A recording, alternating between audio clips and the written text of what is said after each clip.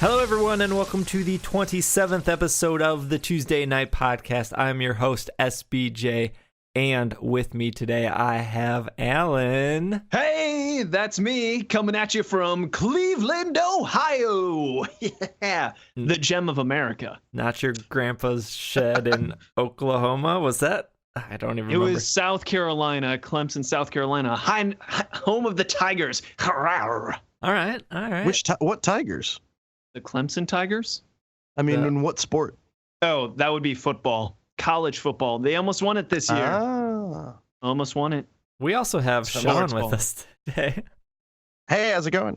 Awesome. He's from Dallas. I forgot DR, what about me? Oh, this guy. This guy. All right. He's back. Podcast about board games, tabletop games, stuff. This is where we've become. Sentence structures. How you feeling, SBJ? I'm good. Is working on the website keeping you down? No, the only time I actually put some time into the website was on Monday during wrestling.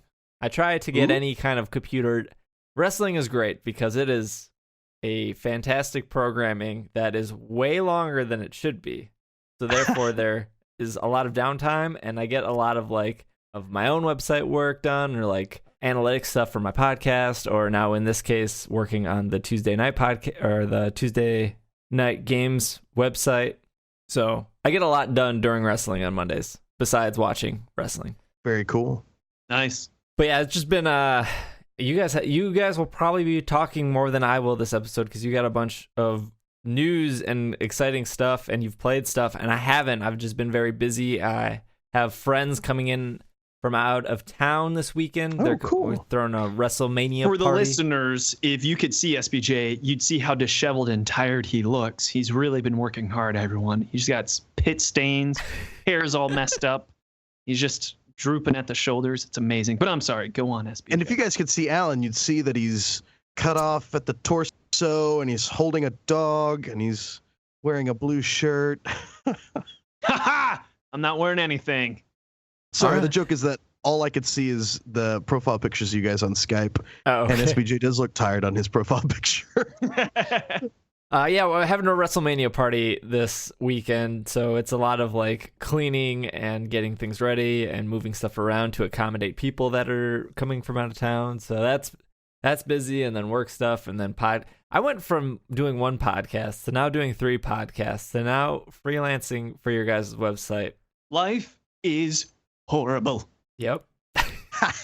What do we have here for the intro? We have some World Championship Russian Roulette. Let's start with that. Oh, okay. Yeah. Our friend Donald from Board with Life. We commissioned them to work on the Kickstarter video, and he just sent us the script today. Wasn't that today, Sean? That was today, yeah. That was today, yeah. Looks hilarious, so pretty excited about that. Anthony Birch is going to be in it, as we said before. The idea is we're going to get kidnapped and forced to play Russian roulette. Yeah. I thought Donald was the audio guy. He is, but they're all filmmakers, and so I think that's his expertise. He's actually a audio director for Okatron 9000, 3000. Anyway, does a lot of anime, video game type stuff. But all of these guys are writers and directors and things like that. Yeah, they trade hats on and off per episode. If you follow them on Twitter, sometimes you'll hear one of them say, I hope you like this episode because I was the lead writer on it. Oh, okay. It's kind of hard to get a job in the film industry, too, even if you want to be a director someday, if you don't have some sort of marketable skill. Like if you're not an audio guy or a lighting guy or a camera guy, that kind of stuff, or an editor. And so generally people are developing that skill and then hopefully making enough context that they can switch over and become a director or producer, if that's what they want to do. Yeah. Speaking of which, you're not going to be with us next week, are you, SBJ? Speaking of skills and your wonderful hosting skills not being with us next week. I will not be with you. No. Next week I will be prepping for the Midwest Gaming Classic. What is that? Yeah, it's it started off as like this arcade convention in Brookfield, Wisconsin. So they Are you just bringing your homemade Pokemon arcade machine? I am. Woohoo! Surprisingly, it still works. So it started off like 400, 500 pinball machines, and then they opened it up to like vendors, and now there's like Call of Duty tournaments and Mario Kart tournaments and Smash Brothers, and there's like it's just like this convention that started off really small, and it's pretty big. I think they had 5,000 to 6,000 people come through last year or something like that. I don't know. That seems big for something that's not like a Comic-Con or a Wizard World. Much of a tabletop presence there? Very little. I'm just wondering if it's something we should be going to. Well, the tabletop stuff, I would say, started about 2 years ago, where Board Game Barrister, which is probably the only actual board game shop in town that isn't selling remote control RC cars and airplanes, they would set up. So 2 years ago, they started setting up an open gaming area where you give them their driver's license and then you can rent a game and just play it. But there's like nothing where there's like sanctioned events or anything like that. And then last year, a different gaming, I think they came from Chicago because they're not from the area, but they also set up something where they were just mostly selling games, and they pretty much had everything you would expect that was popular at the time. Like, I think last year, like, they had the most copies of Splendor when Splendor was super, super popular still. So what you're saying is, don't go. I mean, right now, the biggest problem with the show is it's in a hotel. It's in the Sheraton, Brookfield Sheraton, and they had to get like a tent to like extend off the hotel, and then they stuck all the vendors in the tent. And both of the last 2 years, the weather was just really crappy. So the first year when they got the tent and set it up, the tent flooded because they put the sandbags in the wrong area. And so, like, you were walking through the vendor hall in, like, 6 inches of water. So it trapped the water in instead of stopping it? And then I last year was better, but it's just, like, there's zero space at all in this hotel. Like, they need to find a different hotel or a bigger hotel or something, because... Sean, do you think SBJ's lying to us just to really dissuade us from going to some place that he's going? Because he gets enough of us? I definitely think that if we're going to be in one location, SBJ is looking to be at the polar opposite end of the world. What the listeners don't know. Going to WrestleMania this year. I love you, SBJ. You avoiding us? The listeners don't know this, but when I was a fan of your guys' work before I found out the horrible people you actually are, I did email you like 3 years ago and asked if you would be willing to come to it. I don't remember this at all. And instead, you guys sent me a print and play copy of Two Rooms and a Boom. Oh, that was you. Yeah. To run it on your own. Did you run it? No, because I told you guys. First off, I told you guys this. Somebody pulled a fire alarm that night. Ooh. And so they escorted everyone out of the hotel. I was like, I'm done. You can just be honest and say no. No, I'm telling the truth. I believe you. Why would I carry this lie 2 years later? Well, I'm sorry I don't remember, but truth be told, I don't remember much of yesterday, let alone 2 years ago. I'm sorry, man. We're here now. Oh, man. Speaking of you not being there for hosting, drum roll. We did get a replacement host, a surprise host. Matt Lees of Shut Up and Sit Down will be here next week to be SBJ. Yeah. Is he going to be able to do that on like American time? I don't know, Sean. We may be doing this at 2 a.m. or some weird time. It's just going to be myself and Matt. That's fine with me if it's going to be at 2 a.m. The last thing I wanted to talk about, Sean, what has been going on like just today within the last, what am I fishing for? The last like 30 minutes, 45 minutes ago. What was that? Well, Lindsay bought some stuff at IKEA. You son of a bitch. We had another call with Hasbro. Whoa!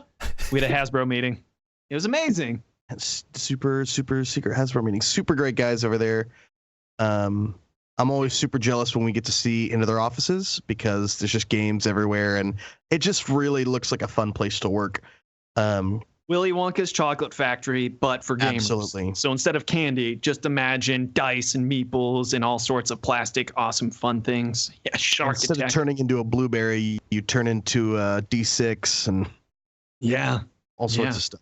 So I think we talked about this on like episode 3 or 4 when you guys because we just got back from Providence, the Hasbro headquarters. Right. Yeah. So is this the same conversation that's been happening 23 episodes later? Yeah. We showed them 2 games. They passed on one game, and they were following up on another game. And I was really kind of surprised. 2 new games. 2 totally new games. Yeah, these are games that I designed and developed. It was like, hey, here you go. And one we can talk about is Dinner of Doom, which is a single table version of Two Rooms and a Boom, which I think we talked about before. Mm-hmm. But the other one we shouldn't really talk about too much, just in case they publish it. And I don't know their legal team. We don't want to, knock on wood, jinx anything by talking about it too much. But they were interested in the other game, and I was fascinated because they want our ideas on the hook for the game. So they really seem to love the game, but they just want to know, what should the box look like? And what's the elevator pitch for the game? How do we get people really interested with the game just sitting on its shelf? And they gave a lot of compliments to Two Rooms and a Boom, and they really complimented the graphic design of that. I'm not sure if you were picking that up, Sean. Yeah, I wasn't picking that up. I mean, I guess I just took from it that Two Rooms and a Boom is very grabby, both in title and in, the look, which is the graphic design, and in concept, which is why I think it's done so well. But they were definitely very complimentary, and that's why we're in the room with them for sure. Is from Two Rooms and a Boom. They've always sort of made that known. Like, if you could make something as popular as that over again, what would it be? And it's like, well, I mean, we're working on it. Yeah, you're asking for lightning twice? Come on. So it was a good meeting. It was really fun, and we just did some ideas, and they actually gave us homework, which fascinating.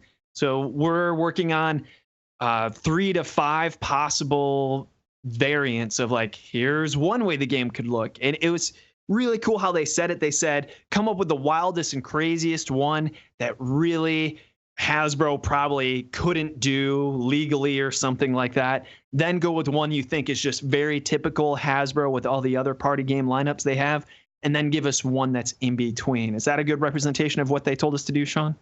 Yeah, I think so. I think what they want to avoid is doing a lot of sifting work on their own with us just being like, here's a million ideas, and saying hey, give us, some solid pitches in these sort of arenas, go really far, go really conservative, give us something in the middle, because these guys are really like shepherds, you know what I mean? They're really trying to lead us into a direction where they can sort of pitch our game to their internal people and get it moving. I mean, they're the inventor relations team, so they know how to talk to game designers and get us to do what they want, but they're not necessarily going to do that stuff themselves, I don't think. I was surprised because most people I talked to said, I doubt they're going to ask you about marketing and ideas because it's Hasbro. They got a whole team for that, but they really did want our input. So it is very flattering and surprising. Just really cool experience. Even if nothing happens, at the end of the day, I'm smiling just because it happened. You can't tell, but that was the sound of me smiling. Let me backtrack a bit. Dinner of Doom, there's that was what you talked about, episode 3 and 4. They're still interested in that. Then you showed them something new. They didn't want that, and then you showed them another new thing. They didn't want Dinner of Doom. They want the new thing. Oh, okay. We showed them 2 games, Super Project D and Super Project T, and they didn't want D, which was Dinner of Doom. They said, hey, we're going to pass on Dinner of Doom, and they told us that within a month, I think, Sean, right? Within a month, they're like, hey, we're passing on Dinner of Doom, but we're really interested in Secret Project T. So what happens to Dinner of Doom now? Whatever we want. You just poop on it. I don't know. See if people are interested in it. Hey, I want a tabletop version of Two Rooms and a Boom. How does that work? And I could probably make some print and play. Maybe put it up on Game Crafter. We can put it up on the old website, which you're working on. And we can do that if people are really interested. I just think that it's a little bit of cannibalism where if people play to Dinner of Doom, which people have played at my house because we play tested it, like, this is really cool, but let's play Two Rooms and a Boom. So it's one of those things where Two Rooms and a Boom already fills all of that better, I think, than Dinner of Doom does. It was tough because when we were pitching to Hasbro, one of the things we had to be strategic about was, okay, these have to be good games. They can't be immediately games that we want to publish, but they can't be games that we hate. Otherwise, they won't take it either. We have to have games that will be strategically good for us, that will expand our brand, but will also be good enough that they, will make a lot of money for Hasbro, that kind of stuff. And Dinner of Doom makes sense because if we just made a Hasbro, like a Two Rooms and a Boom Star Wars themed, while it would sell a lot, it would completely destroy the Two Rooms and a Boom market that we've cultivated. And so I think it was really interesting coming up with, the list of games that we wanted to pitch to them in the order we wanted to pitch it in and the types of, things we'd be willing to hold back on because they fit into one of those sort of Venn diagram circles. It's cool because they call them toy inventors instead of game designers. They don't call it game designer, they call them inventors.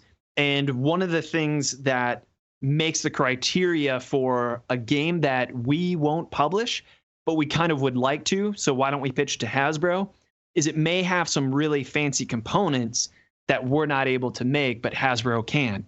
For instance, if I thought up of Loopin' Louie, I can't make a print and play version of Loopin' Louie. It's a freaking toy with a crazy ass pilot flying around and killing chickens. I can't do that. So Hasbro totally can. Well, speaking of what we can and cannot do, we can make a new website. Excuse me, Sam. Do you have the time? Yeah. It's topic time. Oh, you want to talk about the topic of the episode?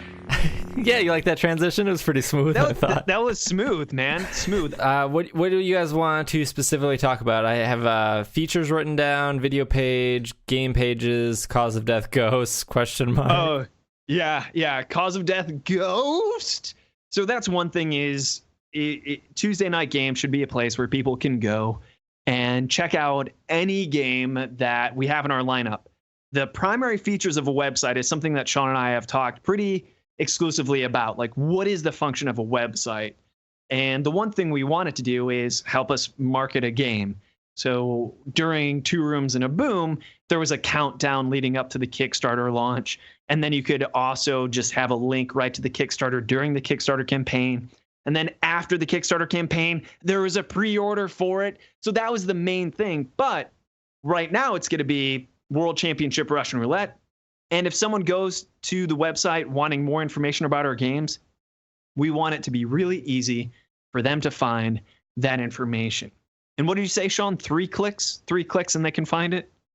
Yeah, something like that. Just minimizing the amount of time they have to click around to find the specific thing that they need, keeping it all in one place, making it easy to use on their phone. Something I'd love for people to tweet us or email us about is like what their favorite board game websites are, because I feel like much like rule books, this is an area where board games should be leading the industry, and we are severely lagging behind just as an industry, because there's so many things that board games can do well with websites in terms of errata and building communities and tutorials and rulebooks and print and play games. And I feel like we do it all really poorly with super, super old websites. And it's not really about the design or the look of it to me so much as it is just that the functionality just doesn't seem there. They've got blogs that don't need to be blogs, that kind of thing. And so I'd love to see examples of board game websites done well. Pop quiz, gentlemen. Example, of course, is Go for it. Board Game Geek. Yeah, Board Game Geek, great site. We'll always use it. And to be fair, Board Game Geek says they're revising it. They're trying to go for that Facebook look. And I think they've been doing that for a couple of years now. I was going to say, I feel like that's been what they've been saying for a decade now. And we looked at the example last time, but it's like, well, this will bring them up to being 10 years behind the times as opposed to 20. But I just want to be really nice to Board Game Geek because, first of all, they're awesome. Board Game Geek is an essential tool. But second of all, they backed us on Boom or Doom. So, but I don't want to be a sellout. But yeah, that is an example. But the thing I wanted to ask you guys, pop quiz, is name your favorite board game site. What's a board game website that you look at and you're like, damn, that's a nice website. It's functional and beautiful. I feel like we have the same answer here. Say it. 1, 2, 3. Shut up and Cards sit Against down. Humanity. Yep. Wait, what did you say? Shut up and sit down's website. Shut Up and Sit Down's website is also really good, particularly what did you say, for Sean? Cards Against Humanity. Okay, so we were together. All right. So what is it about Cards Against Humanity that you like? Or not their website? Well, I like that it's just minimal clicking. It's all on one page. They don't feel the need to have pages that aren't useful to them that other places do. Usually, like a board game company is small, and they go buy a template from Mojo Themes or whatever, and it's got a contact page, about page, a blog page, a store page, or whatever. And so they say, okay, cool. Well, we'll populate that content. But they never stop and ask themselves, like, what are we trying to do here? Like, if your goal is to sell the game, the very first thing on that page should be like, buy this game. You should have no barriers between me, the user, and you, the seller, in terms of getting to buy that game. And the next thing should be, you're thinking about buying the game? Here's the reason why you need to buy that game right now. It's just a sales pitch, sort of done in like the old journalism format of, lead with your strongest thing and give them more details as they go along because they're more interested, not front load them with information. And then at the very bottom say, now that you've read about all 12 of our schools of magic and the gameplay, design breakthroughs, would you like to buy our game? It's like, buy our game. No? Here's why you should. That kind of stuff. And they just do a really good job with that kind of information. Shut Up and Sit Down does as well. The focus is all on the writing and the videos and getting you to do that, and everything else is sort of tucked away. The comment section is very easy to navigate for a website that wants to develop a community. And if you want to do that, you have to have a comment section that's easy to navigate. Stuff like that. You can check out monikersgame.com because monikers, we talk about it enough, might as well say, yeah, their website does a fine job too. It does have video playing, which may bog down if you got an old computer or crappy connection, but yeah. So that's a big thing for me, is like not doing things because people do them, because it's like, oh, let's have an about page about us, but really trying to focus on the user and saying like, what do they want to see and how can we give that to them with as minimal distractions as possible? Oh, the Monikers game mobile website is so good. I'm pulling it up. Just an animated GIF, dumb party game that respects your intelligence, quick pitch, buy for $25, and then reviews on the bottom. Couldn't get any better than that. So our idea is we would have something like that for each individual game. So it is almost as if every single game has its own unique website. So damn, no wonder why you're so tired, SBJ, knowing you have this task ahead of you. Oh man, what did you walk into? Woohoo! I don't know. Exactly. Yeah, well, so why would a fan come to the page that already owns it? Well, maybe they're looking for a tutorial video, or maybe they're actually curious about other games we have made. So the idea that I have is making sure that the website double dips whenever it's possible. So if we have the 2 rooms and a boom page right there, boom, you have a 2 rooms and a boom tutorial, which we've had up for a while. But if we have a video section, there's like the video section that has the tutorials and you can find it there. So if someone comes onto the website thinking, man, I want a tutorial video for 2 rooms and a boom, oh, it's going to be in their video section. Or if they come in saying it's in their 2 rooms and a boom section, they're both right. 3 clicks away. Click, clack, click. I can't think of why I would go to. I can't think of why I thought I you were would. going to say, I can't do this anymore. Just like leave the podcast. It just ends right there. The music starts. You could just say like, fuck the topic. Let's move on to table talk. We can do that right now. No. The maybe this in itself is a huge topic, but the main reason I ever venture out to a board gaming website, well, there's 2 reasons. One is to learn more about the game. So that's something that Shut Up and Sit Down does very well. Like, oh, they reviewed Cosmic Encounters. I don't know what this game is. Their review is 8 minutes long. I know from the past that they're really funny. I'll watch this, and I usually will know if I want to buy or not buy the game at the end. So it completely serves its purpose from start to finish. The other reason would be I own this game, and I don't understand it at all, or I'm in the middle of this game, and now I have people arguing with each other over a specific rule. Let's go to the game's website and look at an FAQ. Oh, they don't have one. Awesome. Let's trudge through Board Game Geek now and dig through their non-mobile friendly website to hopefully see if somebody asked the question that I have and see if there's an answer so I can get on with this game in a real life situation. I suppose those are the kind of two reasons why I would venture out to a board gaming website. And clearly, you have purchased the Pathfinder Adventure card game. Because that pretty much sums up my entire experience with it. I'm not sure if I love the tired SBJ more than the regular SBJ because he's amazing. Tells it like it is. Yeah. So what you're saying, your recommendation is on our website, we should definitely have an FAQ section in there, or at least make sure that in our tutorials we cover any niche rules. I think, I think that every game page would have an FAQ somewhere in the middle / bottom area. Obviously, what Sean said of you want to pitch your strongest material ahead of time, and they haven't bought it, that would be the best place to buy it. But as somebody scrolls down to go, oh, what happens when I add Cupid and the drunk and so to Two Rooms and a Boom? How does that get resolved? That's a frequently. I'm sure you guys know what the frequently asked questions about your games are. Yeah, I think that's a great idea. When is it coming out?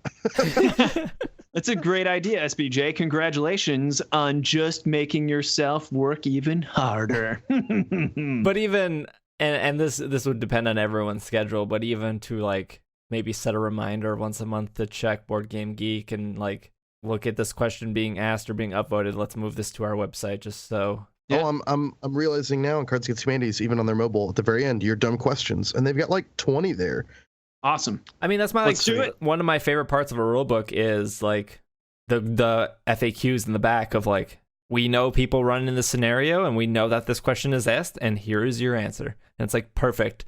This game is so self-aware, and to have a website that's not self-aware seems like 2 steps back. A game that knows how to explain its own complicated bits in sections, like you said, really improves to me my perceived quality of the designers of the game like a millionfold, because it's like, you play this game and for what, there's things like, there's just constraints in rule books and you say it directly one way and there's a couple interpretations for it.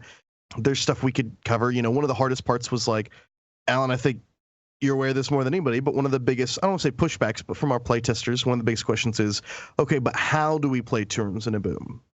Like, I know that you have the rules, but what happens in a round? And that's why we did the video, but it could very easily be covered in a frequently asked question that says like, games generally look like this. We have a lot more space on a website for like a longer, more thoughtful answer to things like that. So yeah, I think frequently asked questions probably should get more attention on a board game website than almost any other product other than like a VCR. That's golden. Yeah. Gold. Yeah. These podcasts are really productive, guys. I appreciate them. Thank you. Now we'll put you on the spot here, as you can tell us what you've played this week. It's time for the table talk. I've played a few games. A few oldie but goodies. It was someone's birthday celebration. We celebrate people's birthdays on our Tuesday gatherings that we have every Tuesday. And we let them choose what they want to play. So I got to play Telestrations Against Humanity, Hoopla, Billionaire Banshee, and Love Letter, or as Will likes to call it from last episode, Love Letters. He likes to make it plural. He's been doing that since I ever met him, and I've tried to break him for him, but he's committed. Yeah, it's also Pokken. I mean, definitely it's from Pokemon. He's the only person I've ever heard call it Pokken. Yeah, I've heard a couple other people say Pokken, but I hear Pokken more. Yeah, because of Pokemon. Come on. Yeah. I'm glad we're on the same page. That's why we podcast together. Yeah, you got the good mix going on. Yeah, so Telestrations, I'm sure you guys know that game, but when it's Telestrations Against Humanity, it's just playing Telestrations using Cards Against Humanity cards instead of the cards that came with Telestrations. And Telestrations is just a published version of Eat Poop You Cat, which is just a classic folklore game that has been around a long time. Yeah, but that's what I've been up to. I can pitch any of those if you want. I know you guys want to ask me to get into the elevator. Nah. Okay. Billionaire Banshee. I feel like I've heard that before. I've had it for years, and then I heard Shut Up and Sit Down talk about it a couple of occasions. Thought, you know what? It is an amazing game. I'm going to whip that thing back out, and we really enjoy it. It's a great game. Why don't you sell it to me in a minute here? I can do it in less than a minute. So, Sean, Make it I rough. want you to be a billionaire that is a banshee. All right, kind of unoriginal. All right, I'm gonna go to one of my canned billionaire voices for this one. Now who's unoriginal? No, I know. I'm trying to think. How do I do it? Because the billionaire voice is just gonna be, yeah. Anyway, It's all just right. you being louder. It's really. It's just me being louder. It's Alan Girding with billions. What's up, motherfuckers? All right, ding me, SBJ. Hello, I have a question for you, simpleton. Would you date me? Because I'm a billionaire and I love to share my money with the person that I date. Yes, I like to make it rain on you. But the problem is, I'm a banshee, and all night long I'll be making these noises. Ooh! Would you date me? Don't tell me yet, because you're gonna say date or deny, and then everyone else around the table is gonna predict what you say. Everyone reveals, and if they're correct and guessed what you would date or if you would deny, then they get a point. Woo! Then rinse and repeat. It's a fun game because you learn so much about your friends, more than you'd learn about them if you gave them tons of money. Trust me, I've tried bribing people, but playing the game's a much easier way. Woo-hoo! Billionaire Banshee plays with 3 players or more in just minutes. Woo! See you at the bottom. he edits that in, Sean. You don't have to ding, but cool. I know that because this last week I listened to 2 episodes of our podcast. Shut up! What have we been talking about? We should be talking about this, Sean. I'll save it for another time. Oh. 2 whole episodes. Oh yeah. Oh yeah. How did Any you find the time? You know what it was? I was in somebody else's car than my own car, and like I had a ton of commuting this week. I had to take people to the airport multiple times, and so I was like, fuck it, I'll just listen to our podcast. That's really the biggest thing. Is like, it's hard for me to listen to podcasts while I'm working, because it breaks my concentration, and I don't have a way to listen to it in my car. And so, but when I did, I was like, oh yeah. You know, I have a better idea for Billionaire Banshee. Since you're not going to talk about the podcast and leave it for another time, I'm going to play around with you guys. Here's the round. I just drew 2 cards. One's a perk and one's a quirk. So one's supposed to be really cool. One's supposed to be not so cool. Do you think I would date this person? And let's house rule this. When we say date, we mean date multiple times, not just go out on a single date. We mean like be in a relationship with for some amount of time. So here we go. The perk is this person's a super hacker. Cool thing about the game is they give little footnotes here to clarify. For instance, they can hack into any computer, but they'll never hack into your devices. They respect you that way. And they'll take any hacking request that you have, and they're untraceable. They'll never be caught for breaking the law. Super hacker. That's the perk. But here's the quirk. In order to get off, they need to punch you during sex. The good news is you choose where they get to punch you. The bad news is it's a full force punch. They're of average strength, and you must be having sex with them during that, and they must get off during sex. Otherwise, they're not going to be too happy. Very specific. All right. So here's the thing. Date or deny? What do you guys think I would do and why? I've already chosen. I'm not changing my answer. So what do you guys think? Oh, I know what you do. Oh, really? I would say Absolutely. date. Oh Why yeah. date, SBJ? Why, guys? Why date? One, the card seems to imply that you would definitely be having sex with this person, which I think is a bonus for you. 2, I think this is getting really personal here. It's okay. Let it fly.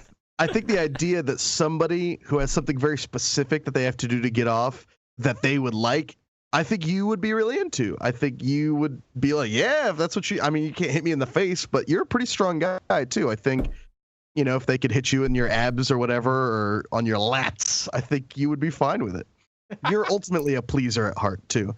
I don't think the hacker benefit is that great to you, although I think you would use it for things like, you know, like applying for booths or events late at Gen Con or something like that, and be like, well, I'll just have my hacker girlfriend handle that.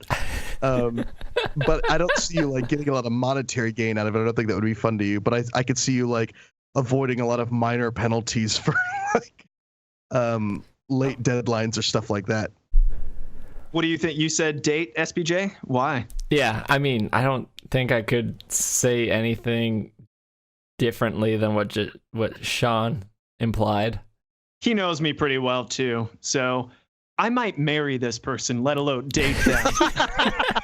Yeah, that was what I thought. I might marry this person for all those reasons. And here's a little thing about me that I really shouldn't say in the podcast. I like to get punched. I know that's really weird, but it's one of those things like, yeah, sure. I hope strangers just don't come up and punch me in the face after hearing this.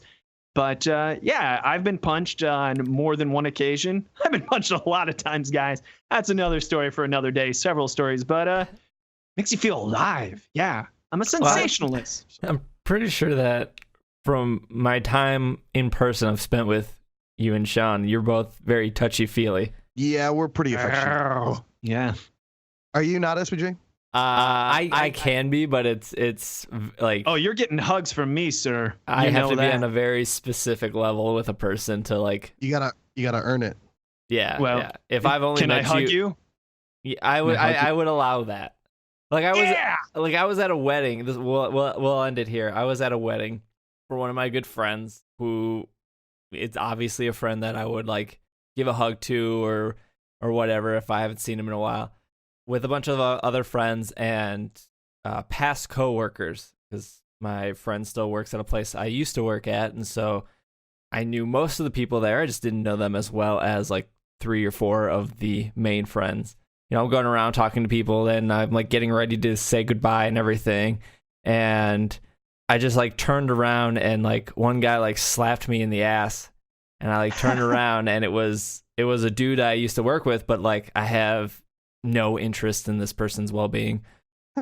And I just like made me so angry in the moment, not because it hurt or because I was embarrassed. It was just like, we barely know each other. Like I worked with you for like 2 weeks and you seem okay, but like what went through your mind to make that okay? I think that's what made me angry, was like, where are you coming from with this? In his defense, you're a really likable guy, and you got a nice ass, man. What a great defense. I hugged Donald and Chris Bryant when I saw them at Chris Bryant? Brian. When I saw them to talk about the Kickstarter video, but I definitely got the impression, not that they didn't want to hug, but I was like, I'm too physically affectionate. I'm like coming up, patting people on the back. If they look sad, I like touch their knee and I'm like, oh, I'm sorry, man. That's just one thing bad about maybe us, but I'm going to hug, man. And I know some people don't like it, but I just got to hug. I got to hug. Gotta hug. I got to hug. All right. Alan, where can our listeners find you and possibly hug you in the future? Well, I don't want to cut you off because I know we're over time. Captain Chessbeard is freaking out, and I know you guys aren't big Chessbeard fans. Sean, you sure you don't have anything to play you want to talk about? Oh, yeah, that's right. We can cut it out. SBJ, we cutting Sean off? Or yeah, let's cut it off. I'll just talk about it next week. All right, cool. Yeah, cut we'll all just this say out it next week. You can find me on the Facebook. Hug me galore. My name's Alan Girding, ALANGER. Ding, DING. And you can find me on the tweets at Alan Girding. And Sean? You can find me on Twitter at Sean McCoy, SeanMcCoy. And you should add me on Miitomo by Nintendo if you've got that. What the hell is that? We don't have enough time. Damn it. Well, let's talk about it next time because I feel like I'm missing out, bro. You can follow me on Twitter at Dragging a Lake. You can follow the podcast on Twitter or just Tuesday Night Games in general at PlayTKG.